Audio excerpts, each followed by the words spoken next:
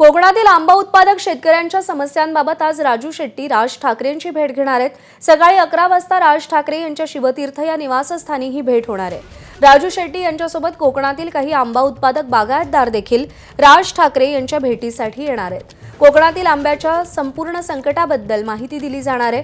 तर 18 तारखेला राजू शेट्टी यांची रत्नागिरीमध्ये आंबा उत्पादकांसोबत चर्चा देखील होणार आहे। राज ठाकरे यांच्यासह कोकणातील आंबा उत्पादक शेतकरी आणि राजू शेट्टी, उद्धव ठाकरे, हर्षवर्धन सपकाळ, शरद पवार यांच्यासह इतरही काही प्रमुख नेत्यांच्या गाठीभेटी घेतील।